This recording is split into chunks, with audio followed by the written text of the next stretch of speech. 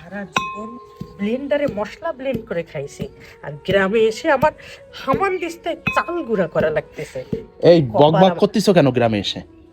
হ্যাঁ, বাবা মার পছন্দ করা ছেলেকে বাদ দিয়ে তোমাকে বিয়ে করেছি বস।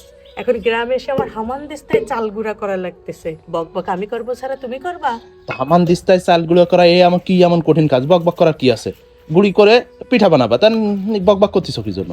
হ্যাঁ, এই পিঠা খাওয়ার ঠেলা যে এরকম হবে আগে বুঝলে আমি জীবনেও পিঠা খাইতে চাইতাম না। পিঠা খাওয়ার ঠেলা বলতে কি বোঝাচ্ছ?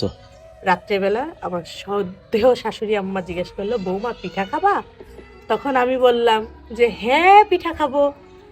আমার শাশুড়ি সকালে ঘুম থেকে উঠে কি করলো, আমার দরজা নক করলো। হ্যাঁ, আমি লাফায় উঠলাম, কি না কি হয়ে গেছে। ওঠার সাথে সাথে এইটা ধরাই দিল হাতে, এক হাতে ধরাই দিল চাল। আমি বললাম এগুলো কি করবো? বললো মা তুমি পিঠা খাবা না, তাহলে তো চাল বাটতে হবে। চাল বাটো। সেই চাল বাটতে বসছি এখন, সবই আমার কপাল। পিঠা খাইতে গেলে বিয়ে করার মজা হারে হারে টের পাচ্ছি। তা গ্রামে বিয়ে করছো, পিঠাও খাবা, তা একটু কষ্ট করবা না বস?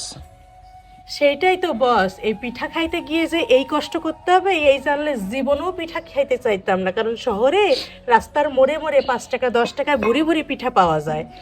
ওই পিঠা আর গ্রামে নিজ হাতে বানায় খাওয়ার পিঠার মজাই আলাদা।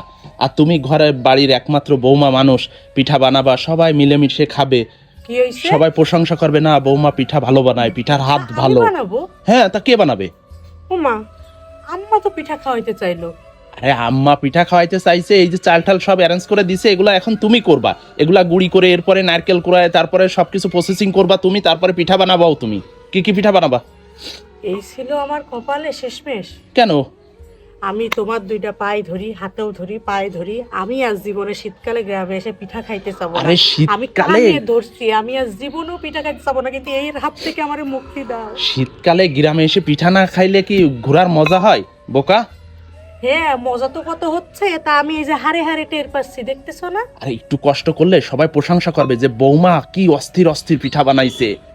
ঠিক আছে, সামান্য একটু প্রশংসা কুড়ানোর আশায় আমার যে এই যে কনকনে শীতেও গা দিয়ে ঘাম ঝরতেছে, এই কষ্টটা তো তোমার মালুম হচ্ছে না। এইটা বলতে পারতিছো না? এটা কষ্ট না যে গরমে আমার পরিশ্রম করতেছি, এই জন্য আমার জ্যাকেট ট্যাকেট সোয়েটার, শীতে ওই শীতে পরিশ্রম করতেছি, জ্যাকেট সোয়েটার কিছুই গায়ে দেওয়া লাগতেছে না, কি আরাম।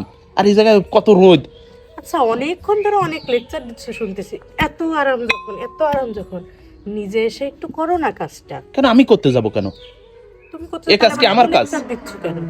এগুলা বৌমাদের কাজ। দ্রুত চাল গুঁড়ি করে দ্রুত নারকেল কুড়াইতে যাও, দ্রুত পিঠা বানাবা দুপুরের আগেই।